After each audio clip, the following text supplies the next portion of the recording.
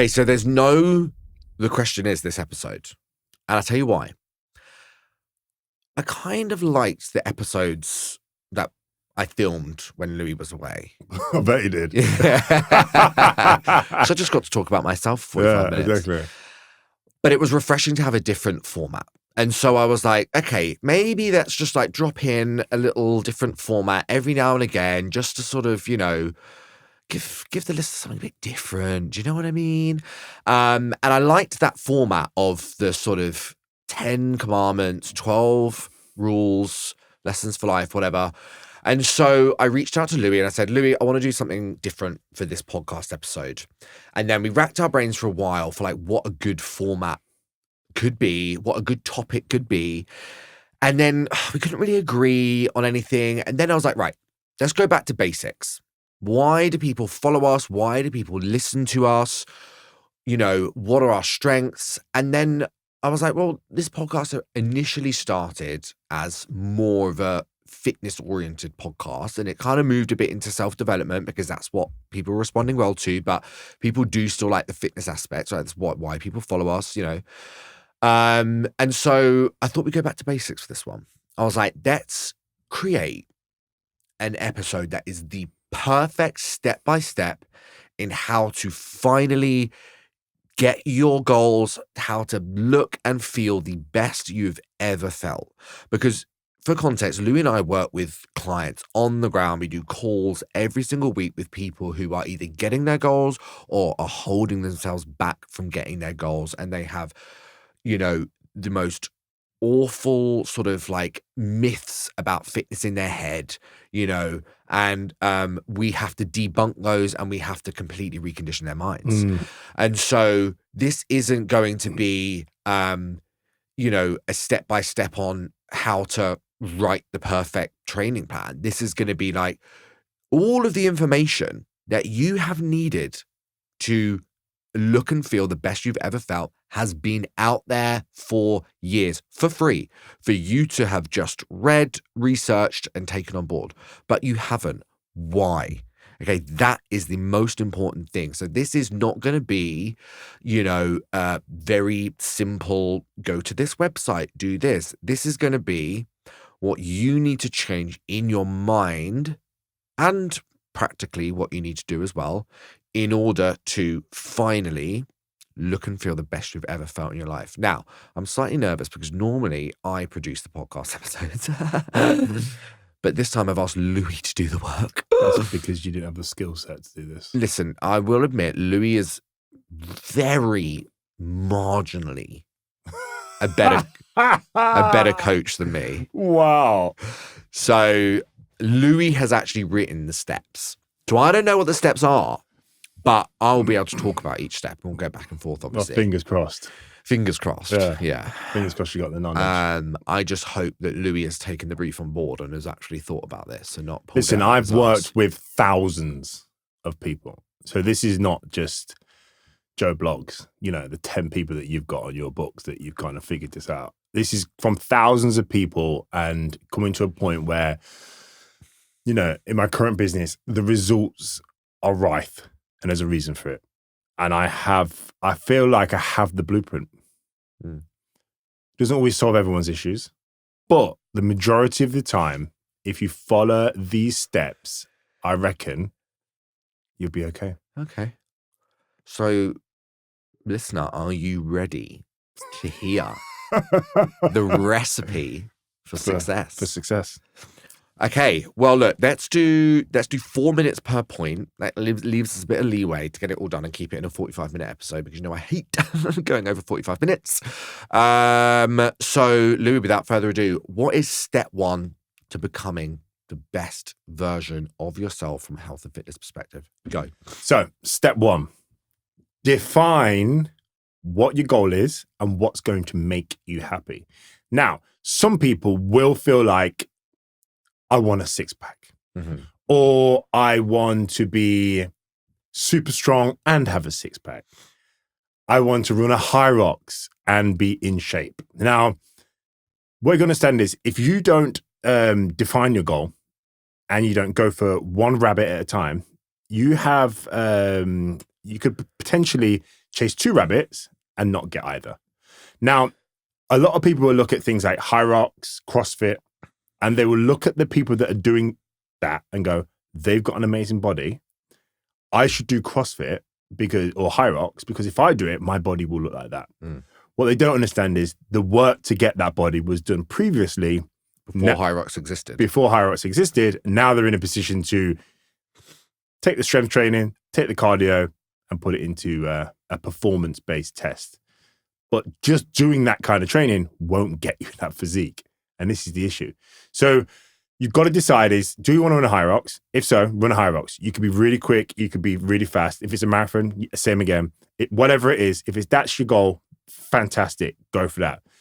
But if you have an aesthetic goal, which is what we're talking about here, define what that is and go for that first.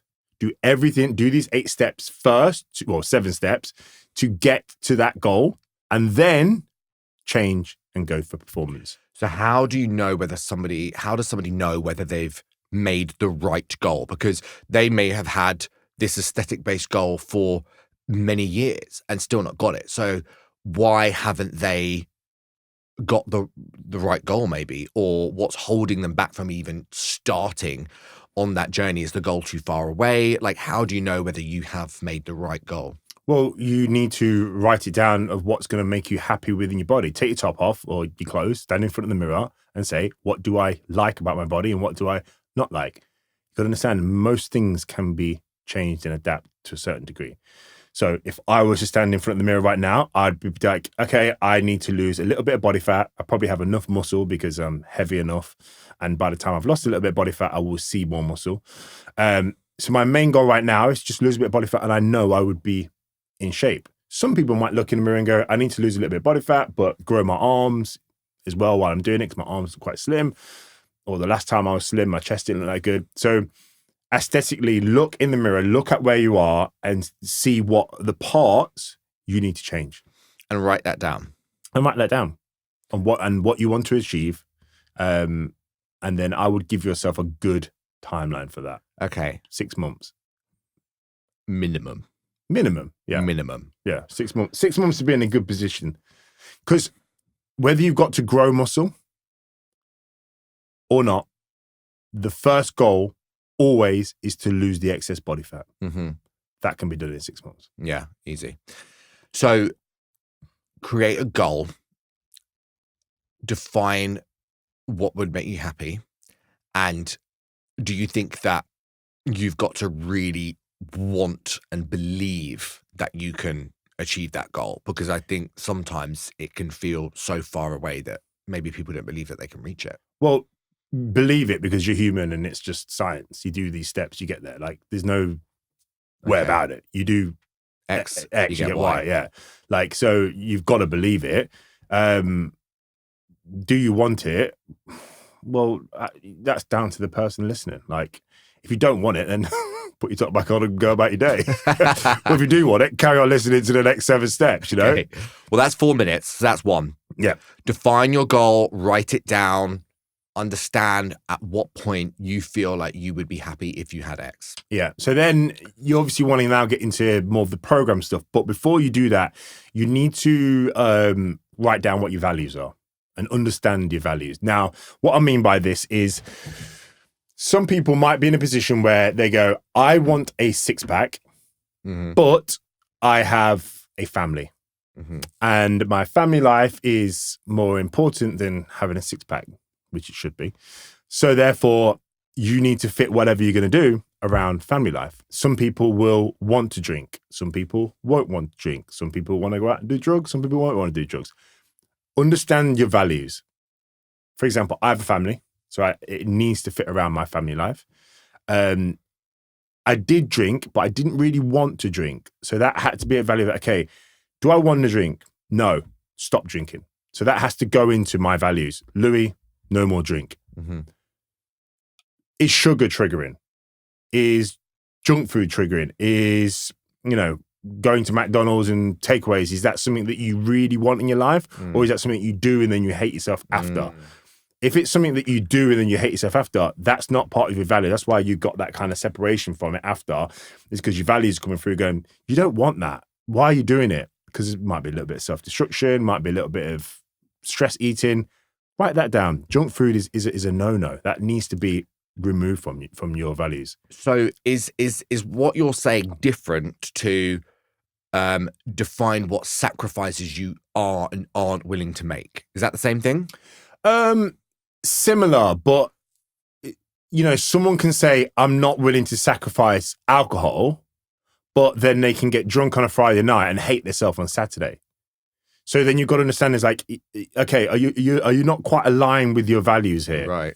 Because your values might be telling you that you don't really need alcohol and it's not making you feel happy. It's not making you feel good. So it's not something that you need to sacrifice, because sacrifice would be sacrifice it, get the body, bring it back.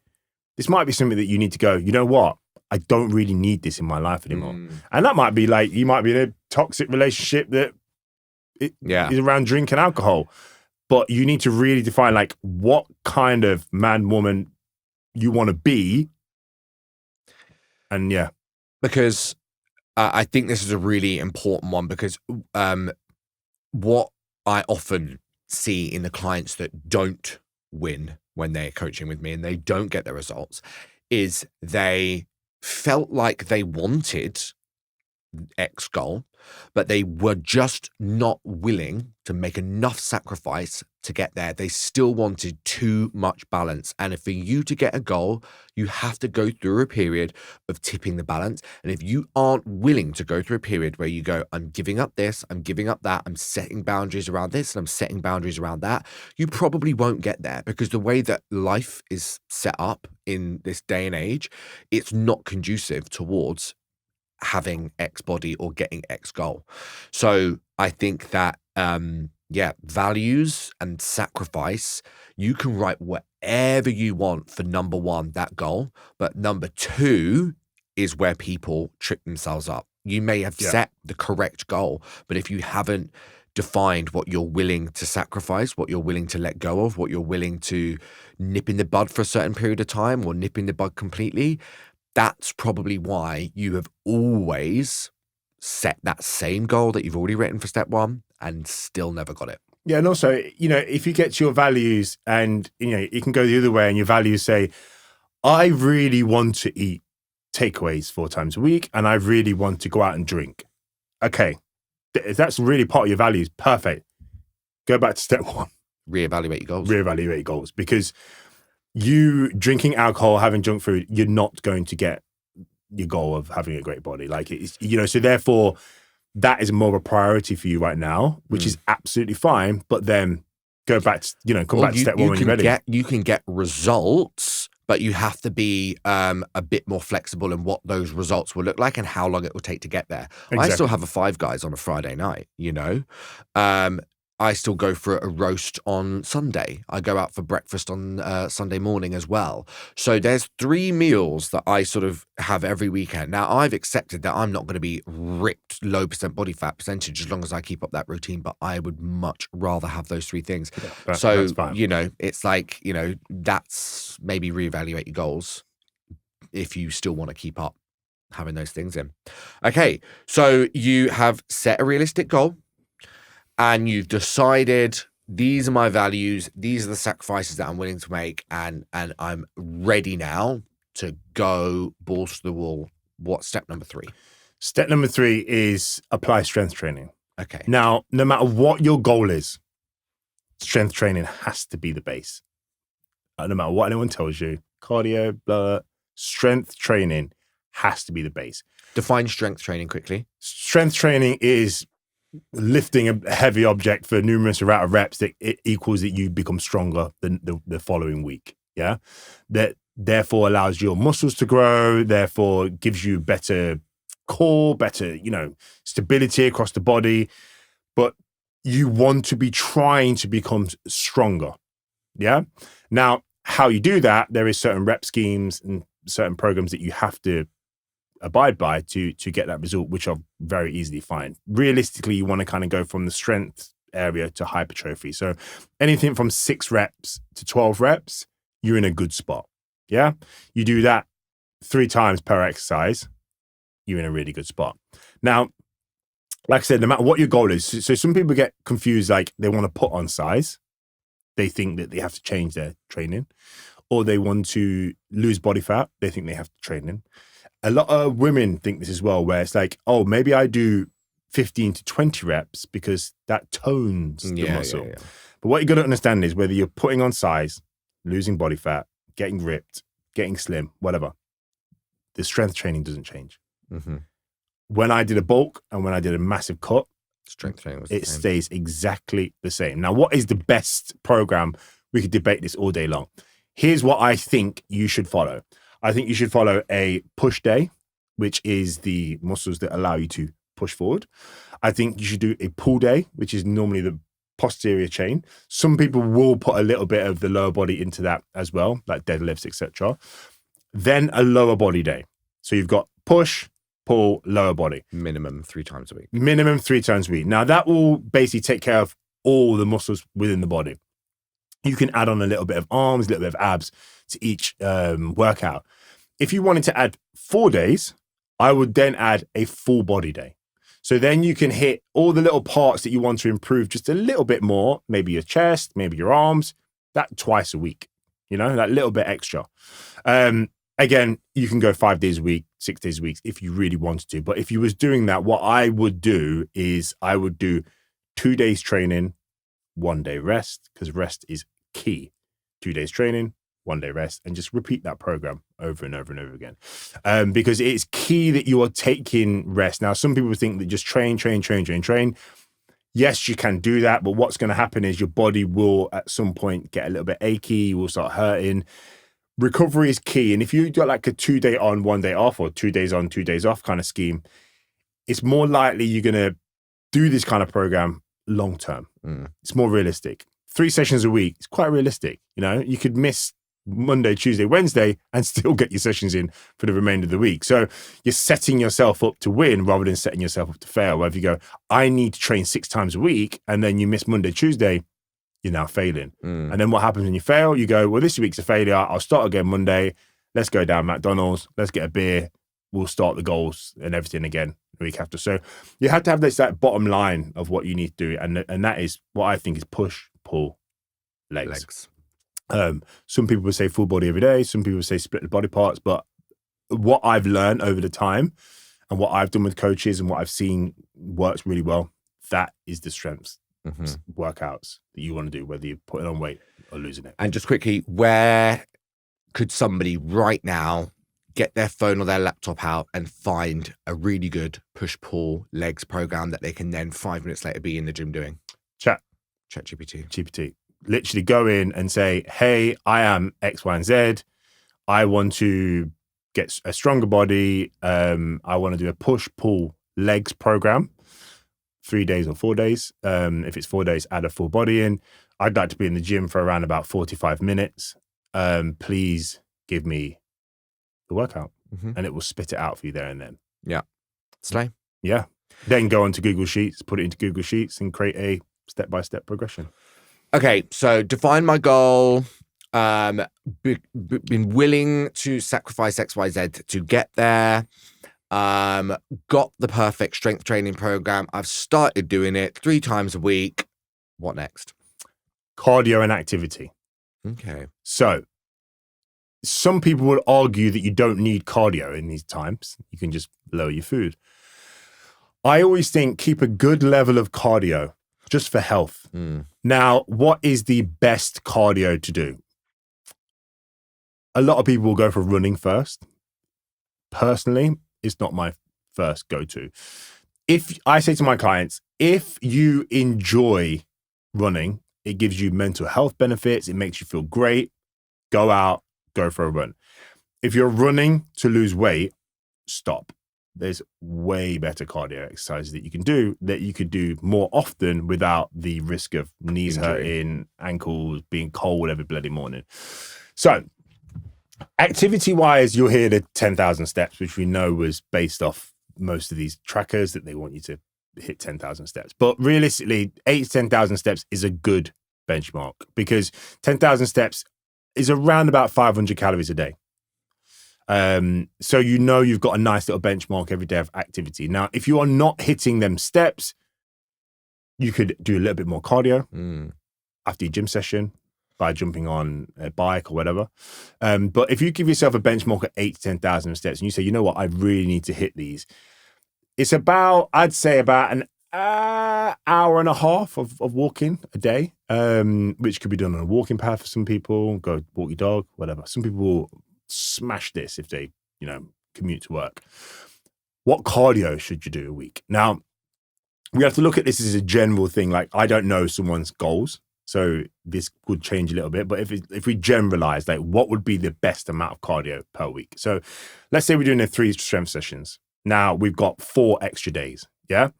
We want one of them days to be long form cardio, which I would say 45 minutes in zone 2 to 3. Yeah. This is going to give you a good cardio base, but also it will not be high impact. So you could take it as a bit of a recovery day.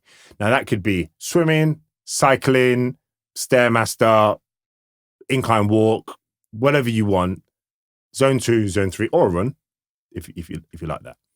Then I would put in another cardio session throughout the week, 20 minutes long, super high intense cardio. Conditioning. Not so much conditioning, more HIIT. Just really spike the heart rate and bring it down. That's what I would put in. That's going to allow you to, one, understand what training really hard is. You're going to push yourself up into the 80-90% mark, which will trigger a lot of hormones to go, we're working hard, we like this.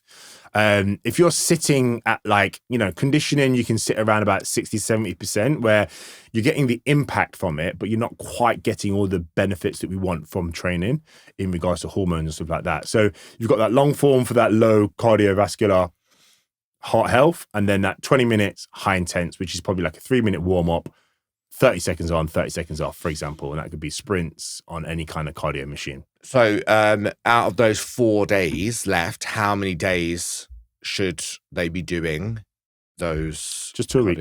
2 a week. Okay, yeah. So you've got 3 strength, 2 cardio, and 2 days rest. Yeah.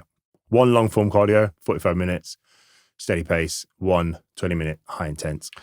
If you don't want to go to the gym for 20 minutes on its own, you could put some abs, some core work behind that if you wanted to. Right. Double up a session to make it worth your time. Okay. So there's the sort of ideal, very manageable, sort of week-long training program for somebody to reach. If you did that program and progressed within that program over X amount of time, you would always be okay. You would literally be sorted. That could just be you till 70, 80 years old. You would never have to worry about anything else. Okay. So let's say, for example, somebody set the goal. They've decided they're going to do it, and they've been doing that training program, but they still aren't seeing the change in their body because of their nutrition. What's step number 5? Is it nutrition? Nutrition. There you go. Yeah. Understanding what your base calories are. Therefore, you can control the outcome of your training through calories. Now, the best diet is a diet that works, yeah? So the key thing is we don't want to cut anything out that we enjoy for long periods of time because it's not sustainable. So we need to go back to our values and say, what did we want to keep in? Did we want to keep in a little bit of sugar? Did we want to keep in alcohol? Whatever. Do you want to cut them things out? Then you got the diet. You need to really understand how much calories you're having on a daily basis. That is key. Because with the calories, what you can do is you can go, I want to grow. I want to become bigger. Increase calories. I want to become slimmer. Decrease calories. You do that by 500, either side of your baseline, you will put on weight, lose weight over periods of time. Yes, you will have to readjust because let's say I weigh 100 kg. I lose 20 kg, which is now 80 kg. My baseline will be lower than it was before. So I have to readjust them calories. Once you understand the calories, you need to understand the macros, which is what basically builds the calories. So what people think is calories and macros are separate, but without macros, you don't have calories, for example. So realistically, we need to kind of work out our macros. Now, protein is obviously a big topic at the minute. We want to have, I'd say a really easy base is weigh yourself per pound, 1 gram of protein. So if you weigh 220 pounds, 220 grams of protein, 180, 180. Very easy base. For your fats, I would do the same, but I would do 0.25 to 0.5 grams of fat. Too much math for you there. Too much math for me. Glazed over. How much you weigh in pounds? I don't know. I don't know. I don't even know how much I weigh because I told myself I wasn't going to weigh myself this year. Okay, let's say you weigh 200 pounds. Okay. Yeah. If you was to do it as 0.5, you'd be on 100 grams of fat a day. 0.25 would be 50 grams of fat. Yeah. Once you've got the fat, you make up the rest of it from your carbohydrates. Now, how much carbohydrates do you need? Again, we got to generalize, but we're looking at about, for each pound that you weigh, I would say if you're an active person, start at 1.5. Yeah. So if I'm an active person and I weigh 220 pounds, I'm having 220 grams of protein, I'm having about 310 grams of carbohydrates, and I would probably do my fat at 0.25. So I'm having 50 grams of fat. Start that as a base. Do that for 7 days. Did you lose weight? No. Lower your carbohydrates by 25 grams. Did you lose weight? No. Lower your carbohydrates by 25 grams. But at the same time, people could keep lowering their carbohydrates because they think that they're not losing weight because their carbohydrates are too high, when 99% of the time, if you are on a calorie deficit and you're not losing weight, you're actually not in a calorie deficit because you have eaten more than you think. So if you lose 25 grams of carbohydrates a week, if you tracked your food perfectly across the week and you know that you stuck to those, right? Yeah, you'd need to know everything that went in your mouth. If you did that Monday to Friday and then the weekend you took your foot off the gas and then next week you haven't lost weight, okay, it's the weekends is why you haven't lost weight, not what you did Monday to Friday. A very, very common thing that you'll see with a lot of clients is that they'll kill it Monday to Friday, take their foot off the gas on the weekend. The weight that they lost Monday to Friday, they gain back over the weekend. They do it again Monday to Friday, and they get in this cycle of always just maintaining weight and never quite doing enough to lose that weight. Then you've got to go back to your values. Because if what you're doing at the weekend, it's so bad, it's undoing all your hard work, it's probably in your values. So you're not sacrificing something that you should. Yeah, so if my values say I really want to be healthy, I want to have whole foods, and then I'm smashing KFC, Domino's, Mackey's at the weekend, I'm not going to my values. So I need to go back and readjust my values. Now, if you was to do the same every weekend, the same routine, I don't know, bacon and sausage sandwich in the morning, Mackey's on a Saturday night, Domino's on a Sunday, the exact same, and applied that rule Monday to Friday, it would work because you'd be having the same amount of calories at the weekend that would elevate you. You know what I mean? So over time, it would still work. If you find that you lose too much weight too quick, and how much weight is too quick, you should be aiming for around about 1 pound a week if you're trying to lose weight, gaining 1 pound a week if you're trying to put weight on, obviously staying the same. If it's too quick, you add more. Do you know what I mean? So if you've not lost weight for 3 weeks, you're now 75 grams of carbs lower because you've tracked very well. And then the week after your weight just plummets, it means that you was probably losing weight, but your body was doing some adjusting. Now it's plummeted 1 kilo and a bit. Lift them carbs back up. Do you know what I mean? So you can adjust it right there. Alcohol in itself is a macro. We don't want that in our diet. That will stop you from losing body fat. If you're a woman, it will affect your hormones. Slows your metabolism by 76%. There you go. And it takes, I was reading about this the other day. If you drink on Friday, your body doesn't metabolize it until the end of Saturday. If you then do it on Saturday as well, again, doesn't metabolize until Sunday. So then if you have a glass of wine or two at lunch on Sunday, your body doesn't metabolize that alcohol until Wednesday. So if you are eating really healthily and you're sticking to your diet and everything, but you're still drinking and you're wondering why you're not losing weight, that is why. Yeah, 100%. So got your goal, values, perfect strength training, perfect cardio. Now you've got the perfect nutrition plan to start with. Mhm. Yeah. So that's 5 steps in. How many steps we got left? We've got 3 steps left. Okay. Next is your supplement approach. Okay. So this is where you can separate yourself from a lot of people because you can decide whether you want to do this naturally or unnaturally. Now, what I mean by that is you can take performance enhancing drugs. aka steroids. If that goes against your values, you don't do it.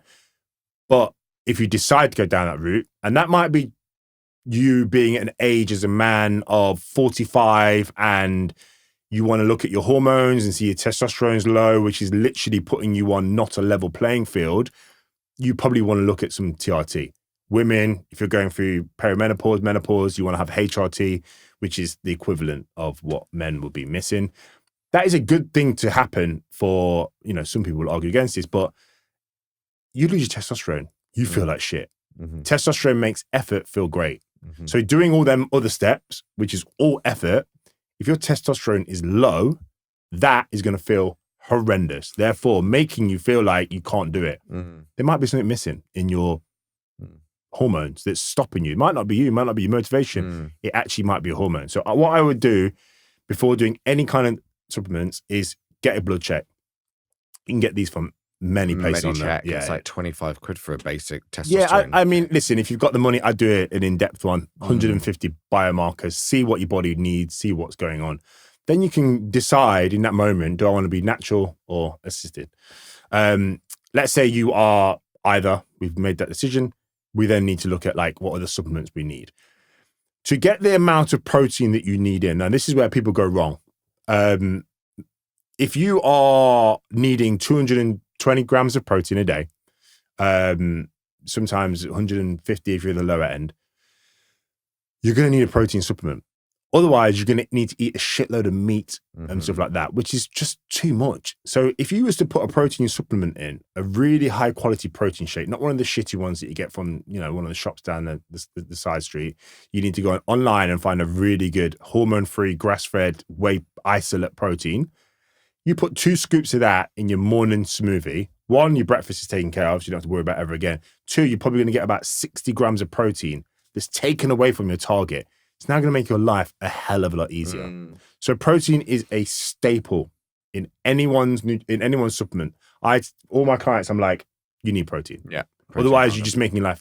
Protein powder and creatine are the only 2 supplements I get my clients to actually take. Next one is creatine. Guaranteed. Take creatine, 5 grams a day for everyone. You'll be sweet. It will enhance your strength training. It will make you recover better, stronger. Your body's already got it. It's tested. It's one of the safest, best supplements out there. Them 2 supplements are key.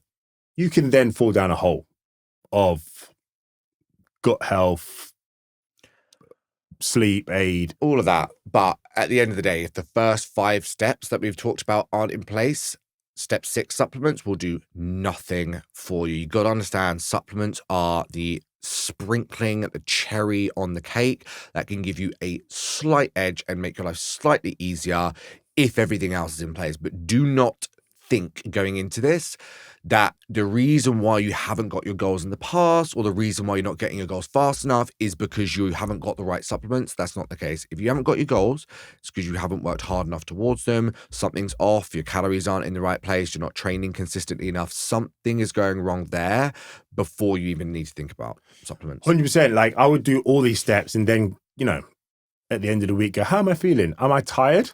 Researching what supplements can help you being tired. If you're not sleeping, just do that. But if you feel like you're getting sick too much, probably need vitamin C, if your hair's whatever, vitamin E, there's so many different things you can go down. But protein, creatine, done. Don't worry about anything else right now. Okay, supplements. So what are we on now? So we've got 7 and 8 now. 2 more left, yeah. Okay, so these are the cherry on the ice. Yeah. The next one is accountability. Okay. Now, I think about this a lot because obviously I run a business which applies accountability to people. I have a coach. Yeah, I have a coach. So I have had a coach for over 3 years now because I need someone to be accountable to. Now, most people that you will see on social media that are in shape, doing really well in a sport or an event, for example, will have a coach. Mm. They'll have someone that keeps them accountable, even if they know everything. Like I am explaining, like pretend I know everything here. Yeah. I still need someone to hold me accountable. Where I go on Friday, I need to send you my weight, my pictures, what I did this week, how well it went, what went wrong. Mm-hmm. Tell me what I need to improve on. If I don't have that accountability, what can happen is throughout the week, I can start to give myself a little bit too much rope and go, maybe I can start this again at the beginning of March, or maybe I can start this again closer to this time. Well, as soon as you are in a place where you're not motivated, which will happen because motivation, is not always there. As soon as your willpower has to come into play because your desire and your want and your motivation isn't there, you will falter. Yeah. So that's when you need a coach. Let's put it this way. If you're listening to this podcast and you're in a position where you feel like you've tried a lot of things, it's not worked, and then you're listening to this podcast and you're going, oh, these steps could work, you need accountability. Mm-hmm. You will not get in shape without it. If you're in your late 30s and you're still trying to get in shape, it's never happened for you, unless it's your first time, it's probably not going to happen now. But it could also be like you and your partner really want this, and you have to both weigh in together on a Friday, and you have to go to the gym together, you have to cook together. Like, that's accountability. You don't have to spend money necessarily to get accountability. It could even be with a friend, but you need somebody else that is either on this journey with you or somebody else that is going to act as that accountability piece for you. Yeah, you need someone checking in on you, and you need to be not reporting to someone, but sharing your progress with them, because without that, it's so easy to... Who do you know? You must have a friend that you speak about this topic with, somebody who maybe, has also said that they want to try and do this, have started a fitness goal and never kept it up. You probably know somebody who'd be willing to go on this journey with you, that you could literally ping right now and say, let's do this together. These are the rules. Let's follow these steps. Let's write our goals down. Let's set these boundaries. Let's on Fridays, let's send each other our weigh in and see whether we've lost weight. Let's go do our 2 cardio sessions a week together. Do this with somebody. It's going to make it a lot more enjoyable for you. Yeah, 100%. And then the last point. So at this point... Wait, can I try and guess what it would be? Go on. Is it like tracking progress, or is it something to do with something that's going to keep you going? Yes, but not tracking progress, because you've got the accountability for that. Right. Yeah? So at this point, you're getting results. Yeah. You're doing all the steps. Okay. And you're getting results. Now, the goalpost always moves. Yeah, you get the body. Yeah. You get what you came here for. Mm-hmm. But what keeps you going? What keeps the person with a 6-pack keep going to the gym when kind of tick my goal, but do I want one? You've got to try and do a lot of work to keep that, because as soon as you start to undo any of these steps, it goes quite quickly, quicker than you think.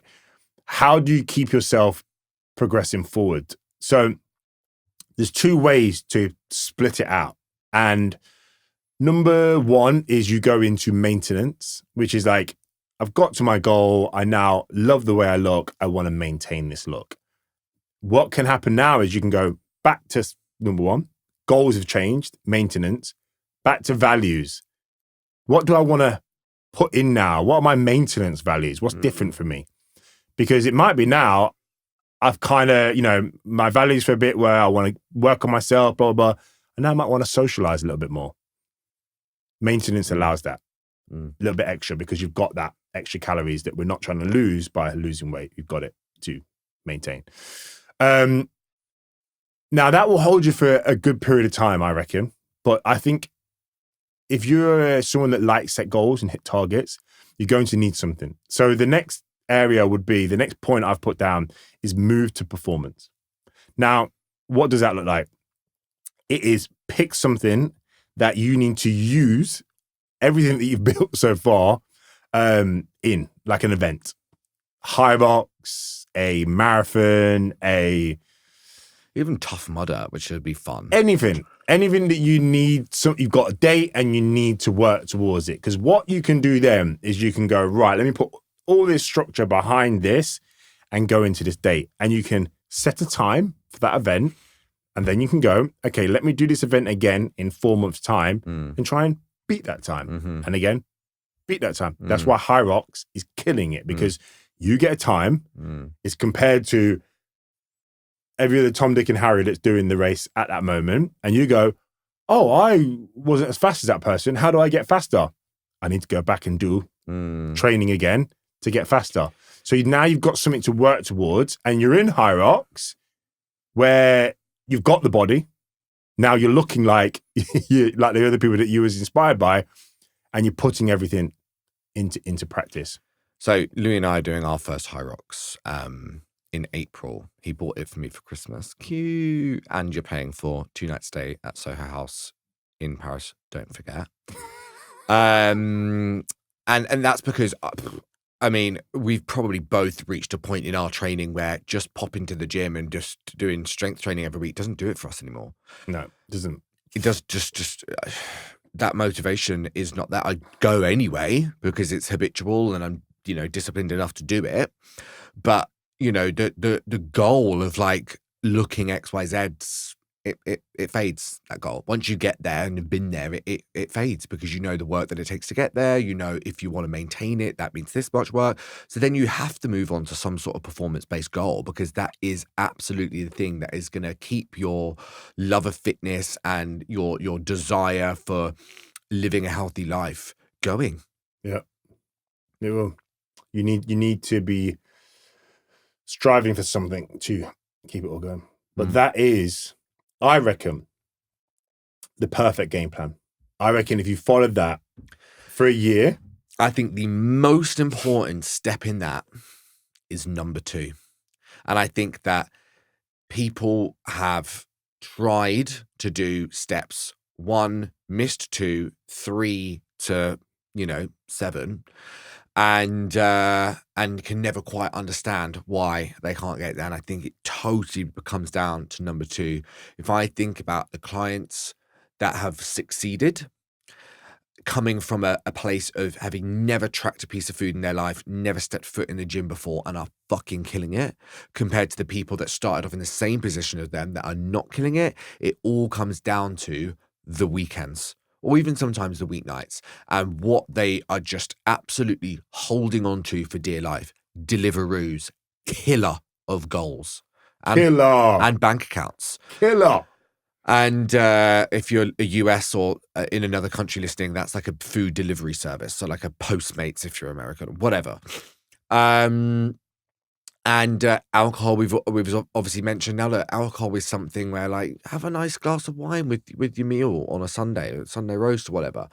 But like, if you are still in the mindset of wanting to go out on a Friday night, on a Saturday night and drink loads, let go of your goals. It ain't for you. Because it ain't for you. You're not going to get there. Delete the people that trigger you on social media that make you feel like you want to be fit and healthy, and live your life and go about it and do you. But the people that want it, that's the game plan. That's the game plan, and really look at that step 2. Yeah. Cool. Well, should I do the outro? Like, subscribe, give us a comment. It's not easy, is it? It's not easy, is it? I told you. It's you just suddenly go into panic mode when it gets. Well, I'm just thinking about all the platforms. Like, subscribe, add a comment, ask a question. Let us know if you've got anything else that we want to dissect or speak about, and let us know how you get on with the perfect game plan. Bye.